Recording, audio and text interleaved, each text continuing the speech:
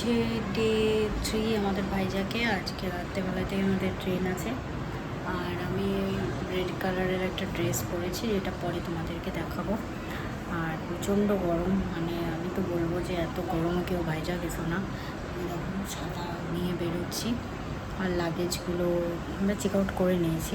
তো ওই নির্বাণ একটু গেল চেঞ্জ করতে, ওর একটু মানে ফুল প্যান্ট পরেছিল, আনকমফোর্টেবল লাগছিলো এই গরমে, তো সেই জন্য সোয়াট করতে গেল। তো চলো যাই, কী করবো জানি না, এত গরম। আমি কোনো মেকআপ ফেকআপ কিচ্ছু করিনি, জাস্ট স্ক্রিন লাগিয়েছি আর ব্যাস একটু পাউডার আর একটু লিপস্টিক দিয়েছি। বিরক্তি লাগছে গরমে। রেডি হয়ে গেছে। তো আমাদের কিন্তু আগের থেকে ক্যাব বুক করা ছিল না, দুজনেই আমরা বেরিয়ে পড়েছি। অ্যান্ড আমাদের ভাগ্যটা কিন্তু অনেকটা আমাদের সাথ দিয়েছে, মানে অনেকটা ফেভার করেছে যে আমরা এই দাদাকে খুঁজে পাই আর দাদার গাড়িতে একদম বেরিয়ে পড়ি। আর দাদাকে বলে দিই যে আমাদের কোন কোন জায়গাগুলো ঘোরার আছে বা আমাদের রিকোয়ারমেন্টটা কী, সব কিছুই দাদাকে বুঝিয়ে বলি। তো দাদা সেই অনুযায়ী আমাদেরকে নিয়ে যাচ্ছে। তবে আজকে আমরা ভাইজ্যাগের যেগুলো মোস্ট ভিউ পয়েন্ট, যেগুলো খুব ভালো, যেগুলো দেখতে সবাই আসে ভাইজ্যাগে, তো সেগুলোই কভার করার চেষ্টা করব। আর সত্যি বলতে সেদিন এত গরম ছিল যে কি বলবো। এখন আমি ভিডিওটা করছি, এখন চরম ঠান্ডা, মানে এই ভিডিওটা এডিট করতে আমার অনেকটাই লেট হয়ে গেল। তো আমি তখন ভাবছি, আমি জাস্ট ইম্যাজিন করছি যে সেই টাইমে আমার কি গরম লাগছিল। তারপরে আমি একটা রেড ড্রেস পরেছিলাম। তো যাই হোক, এখানে ভিউটা দেখতে দেখতে যেতে না আমার খুব ভালো লাগছিল। সত্যি কথা বলতে ভাইজ্যাগের প্রত্যেকটা ভিউই আমার বেস্ট থেকে বেস্ট লেগেছে। আমরা মানে খুব ভালো এনজয় করেছি ভাইজ্যাগটাকে। তবে তোমরা কে কে ভাইজ্যাগ গেছো শেষে অবশ্যই কমেন্ট করে জানাবে। ভাইজ্যাগ শুধু তোমরা হানিমুন করতে আসবে এমন না, তোমরা ফ্যামিলিকে নিয়েও আসতে পারো। এর আগে আমি ফ্যামিলিকে নিয়েই এসেছিলাম। কেমন চরম গরম? তাহলে এরকম একটা সুন্দর বিচের ধারে এসে, এটা ঋষিকণ্ঠা বিচ, তারপরে এরকম এরকম একটা সুন্দর চাউমিন এখানে এলেই কিন্তু খেতে পাবে। ম্যাগি, আর ম্যাগিটা খেয়ে বলবো যে এরকম একটা বিচের ধারে এসে मैगी के साइड में ये है मैगी। ये मैगी तो बहुत ही अच्छा है। इधर पे है बीच और इधर पे है मैगी। আমার ভালোই লাগে ম্যাগি, যে কোনো জায়গাতে ম্যাগিতেই ভালো লাগে। আর ম্যাগিটা কিন্তু ঠান্ডাকালেই খেতে ভালো লাগে, গরমে খুব একটা ম্যাগি ভালো লাগে না, সেটা আমরা সবাই জানি। তবে সমুদ্রের ধারে এসে একটা ঠান্ডা হাওয়া দিচ্ছিল, যার জন্য ম্যাগিটা খেতে ভালোই লাগছিল। এটা হচ্ছে ঋষিকণ্ঠা বীচ। আর এই বীচটা কিন্তু খতরনাক বীচ বলতে পারো।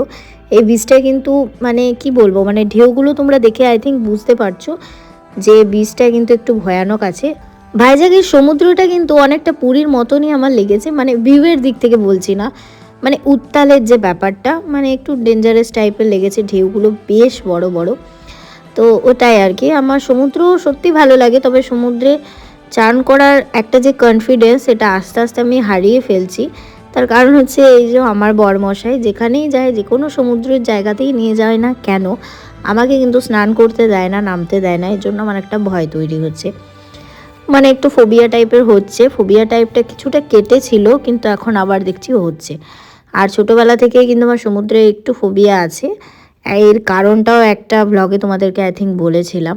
তো যাই হোক, এটা আমরা চলে এসেছি থোতলাকোন্ডা ভিউ পয়েন্টে। তো এই ভিউ পয়েন্টটা খুব সুন্দর, এখানে কিন্তু অনেকগুলো মোনাস্ট্রিও আছে, ওখানে গেলাম না। তো আমরা একদম ডাইরেক্ট নিচে নামছি, যেটা হচ্ছে থোতলাকোন্ডা বিচ। এই বিচটা কিন্তু আমার এর আগে বাবা মায়ের সাথে আসা হয়নি, তো এখন চলে এলাম। মেবি তখন কোনো কারণের জন্যই হয়তো আসা হয়নি, ঠিক মনে পড়ছে না কী কারণের জন্যে, মানে এক্স্যাক্টলি কারণটা আমার মনে পড়ছে না। তো যাই হোক, চলো এখন যাই। আর এই বীজটা কিন্তু একটু ফাঁকা ফাঁকাও ছিল। তো এই বীজটাতে যেয়ে আমার খুব ভালো একটা এক্সপিরিয়েন্স হয়েছে, যেটা চলো পরে তোমাদেরকে বলছি। আর দেখো, আমি সানগ্লাস পরিনি, কারণ হচ্ছে যে আমি চোখটা দেখতে পাচ্ছি না। জাস্ট ওয়াও, একটা ভিউ, সত্যি খুব সুন্দর লাগছে এই ভিউটা। তার সাথে আমার ড্রেসটা কেমন লাগছে সেটা কমেন্ট সেকশনে জানাতে ভুলো না। আমরা ওই সাইডটাই চলে যাবো, দেখাচ্ছি, ওইখানে গিয়ে ফটোশ্যুটগুলো স্টার্ট হবে। তো থোতলাকোন্ডা সি বিচের সব থেকে ভালো যে পয়েন্টটা, সেটা হচ্ছে এই জায়গাটা, দুটো জায়গা মানে দুটো পাথর এসে জয়েন হয়েছে। আর নিচটা থেকে এভাবে জল আসছে। তো এখানে আমরা ভিডিও বানিয়েছি, আর ভিডিওটা আমাদের একটা দাদা বানিয়ে দিয়েছিল। তো সেই দাদাও কিন্তু ফটোগ্রাফার ছিল। তো তার এই ভিডিও দেখে সবাই আমাকে জিজ্ঞেস করেছে, মানে আমার যারা পরিচিত তারা আমাকে সবাই জিজ্ঞেস করেছে, তুই কোথায় গেছিস, তুই কোথায় গেছিস। আরে বাবা, বিরাট কিছু জায়গা আমি যাইনি, আমি ভাইজ্যাগ এসেছি। আর সেখানেই আমরা এই সুন্দর জায়গাটা খুঁজে পেয়েছি, যেটা তোমরাও এসো, তোমাদেরও খুব ভালো লাগবে।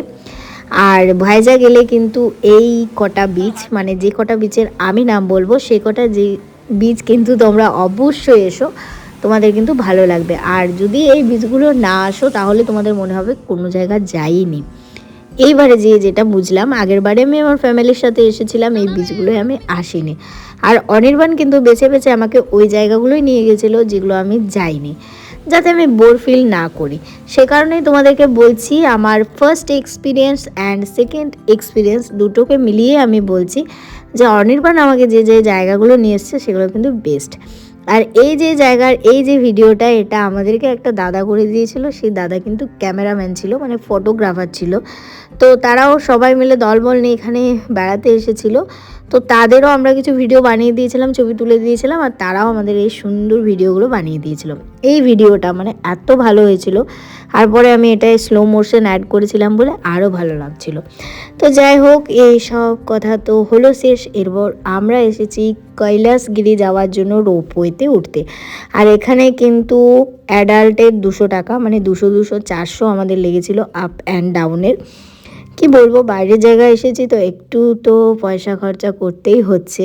মানে একটুই, মানে আমরা বেশিক্ষণ যে রোপওয়েতে চেপেছিলাম এমনটা না, তবে সেটা তো 100 টাকা করে, মানে 200 টাকা, কি বলবো।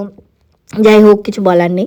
আর ওপর থেকে কিন্তু সমুদ্রের ভিউটা খুব সুন্দর লাগছিল, যার জন্য রোপওয়েতে যাওয়াটা আমার খুব ভালো লেগেছে। কারণ আমি তো পুরো ভাইজ্যাগটাকে দেখতে পাচ্ছিলাম, যে এই ভাইজ্যাগটা মানে কি সুন্দর একটা শেপ দিয়ে আছে না, যে এতটা সমুদ্র, এতটা হচ্ছে ভাইজ্যাগ টাউনটা। তো এটা ভালো লাগছিল বেশ দেখতে।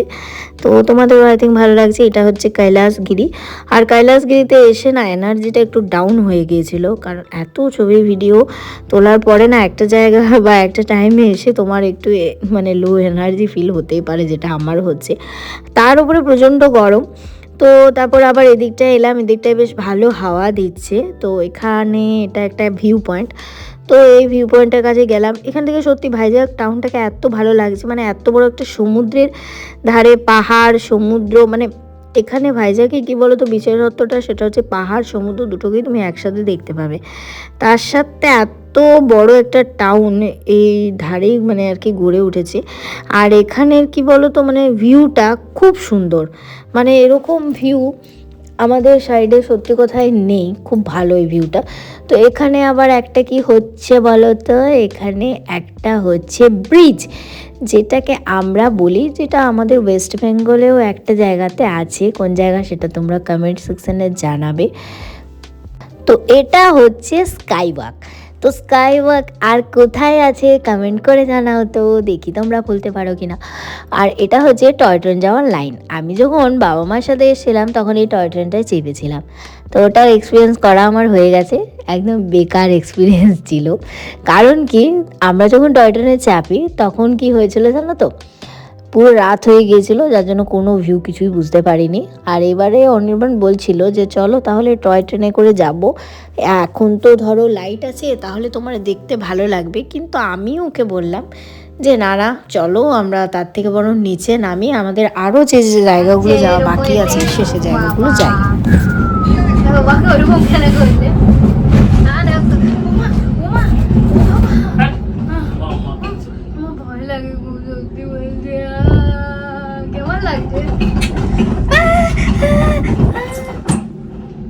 হ্যালো, আমরা এখন ভাইজ্যাগের রোপওয়েতে। দেখো এটা ভাইজ্যাগ সিটি পুরোটা দেখাচ্ছে। আর এই যে আমার বর, আমি এমনিতে অনেক ভীতু মানুষ, কিন্তু তাও রোপওয়েতে অনেক সাহস দেখিয়ে যাচ্ছি। দাঁড়াও সানগ্লাসটা করি, দাঁড়াও এবার লিখলাম। আমি এখন এসেছি রোপওয়েতে। আমার এমনিতে উঁচুতে অনেক ভয় লাগে, কিন্তু তাও আজকে চাপলাম সাহস করে, কিন্তু ভালো লাগছে দেখতে। ভাইজ্যাগ সিটিটা এখান থেকে পুরো ফুল দেখাচ্ছে। প্লিজ ক্যামেরাম্যান দেখাও। হ্যাঁ দেখাও এবার আমাকে, বলি তো এই রোপওয়েতে আমাদের মানে আসতে এবং যেতে 200-400 টাকা লেগেছে। তো তোমরা যদি এটা অ্যাফোর্ড করতে পারো অবশ্যই চেপো, কারণ আমার তো একবার করে মনে হচ্ছে যে ফালতু মনে হচ্ছে পয়সাটা নষ্ট হলো। তারপর না, ঠিকই আছে, অনেক বছর চাপিনি। এখান থেকে পুরো সমুদ্রটা দেখাচ্ছে। সমুদ্রটা একটু প্লিজ আমার ক্যামেরাম্যানকে বলবো, ক্যামেরাম্যানকে কি সুন্দর দৃশ্য, যে চোখে দেখতে পায় না না তার অনেক জীবনে কষ্ট।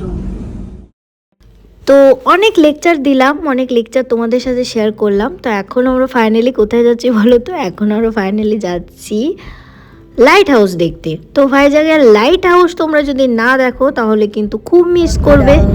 আমি কিন্তু আগের বারে এসে পরে এটাও মিস করেছি। আমার ফ্যামিলির সাথে এসে পরে আমি কিন্তু দেখতে পাইনি লাইট হাউস।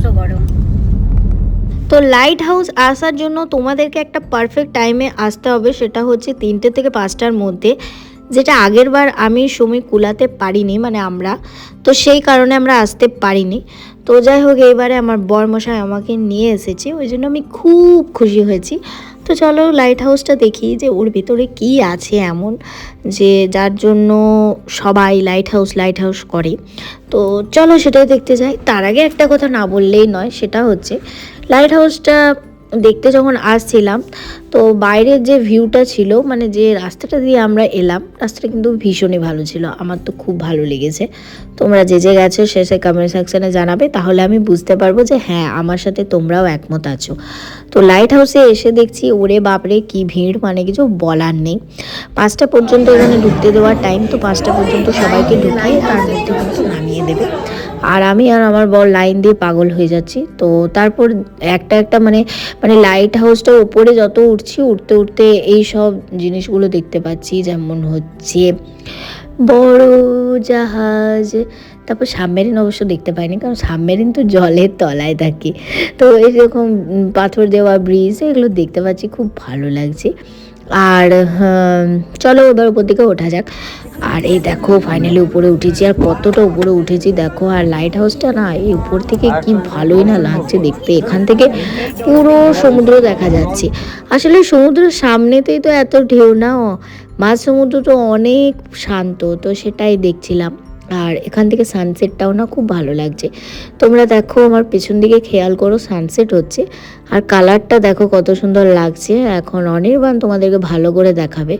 আমার না একটুখানি ভয় লাগে উপর থেকে, তার উপরে মোবাইল যদি থাকে তাহলে আরও বেশি ভয় লাগে, যদি বাই চান্স মোবাইলটা পড়ে যায়, এই টেনশনেই থাকি আমি।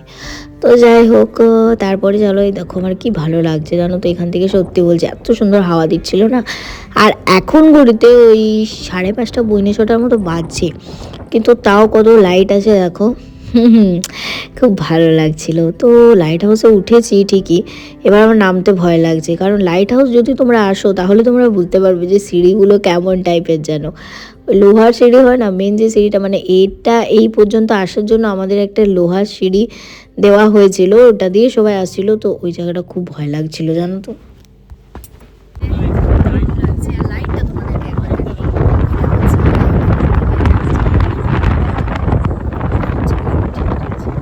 তো লাইট হাউসে লাইট দেখার পর আমরা এখন যাচ্ছি কোথায়, তো সেটা দেখার জন্য তোমরা পাশে থাকো। আর দেখো মানে 6টা বেজে গেছে, তাও কত লাইট, আমার খুব ভালো লাগছে যে এত লাইট আছে আজকে। তো এখন তো শীতকাল, তো এখন শীতকালে তাড়াতাড়ি সন্ধে হয়ে যাচ্ছে, তো সেই অনুপাতে এখন এই লাইটগুলো দেখতে পাচ্ছি যে গ্রীষ্মকালে কত বড় দিনের বেলা ছিল, সেটা খুব ভালো লাগছে। তো চলো যাওয়া যাক। এখন আমরা যাচ্ছি ইরাডা বিচে। আর জানো তো ভাগ্যক্রমে এই ইরাডা বিচটাতেও কিন্তু আমার আসা হয়নি। আর এই বিচের ঢেউগুলো বাপরে কি বড় বড়। আবার এখান থেকে ওই যে পাশে যে পাহাড়টা দেখা যাচ্ছে দূরে দেখতে পাচ্ছ, ওইটাও কিন্তু দারুণ লাগছে। মানে পাহাড় আর সমুদ্রের যে কম্বিনেশনটা, সেটা এখানে এলে তোমরা খুব ভালোভাবে ফিল করতে পারবে। আর এই যে তাল গাছ নারকেল গাছগুলো দেখছো, এই যে বিউটিটা, এটাও খুব সুন্দর। মানে আমি আগের বছর গিয়েছিলাম গোয়া, দীঘা পুরী তো বাদই দাও, ওগুলো তো গেছি, মানে এবারেই পুরী গেছি, তার আগে দীঘা। তো গোয়া অবশ্যই আমার ভালো লেগেছে, গোয়া তো সেরা সেরা। আর ভাইজাগে কিন্তু কম যায় না, ভাইজাগও কিন্তু বিরাট ভালো লাগে আমার। তো তার মধ্যে দেখো এই যে ক্লিপটা, তো এই ক্লিপটায় দেখালাম তোমাদেরকে যে ভাইজাকের রাতের যে ভিউটা। আর ইরাডা বিচে না আমরা ছিলাম, তবে বেশিক্ষণ থাকতে পাইনি। আর বেশিরভাগই ইরাডাতে আমরা না শর্ট ভিডিও বানিয়েছি আমাদের রিলসের জন্য। তো এরপর আমরা আমাদের আজকে কিন্তু বাড়ি ফেরার দিন, মানে আজকে আমাদের ট্রেন আছে। তো ট্রেনটা আমাদের একটু আউটসাইডার লোকেশনে, মানে প্রপার ভাইজাগ থেকে আমরা ট্রেন পাইনি, আমরা একটু দূরে পেয়েছি, মানে ভাইজাগের পরে যে স্টেশন সেখানে পেয়েছি। তো সেই স্টেশনটা, তো এই যে ট্রেনটা দেখছো, এই ট্রেনটা দেখো দুতলা ট্রেন, ওপরেও সিট আছে নিচেও সিট আছে। তো এরকম ট্রেনটা বেশ, আমি জানো এরকম ট্রেন কখনো দেখিনি, তো খুব ভালো লাগলো। আর অনির্বাণ আমাকে দেখালো যে দেখো ট্রেনটা, দেখো আমাদের কিন্তু ডিনার চলে এসেছে, তারপর সুইগি থেকে।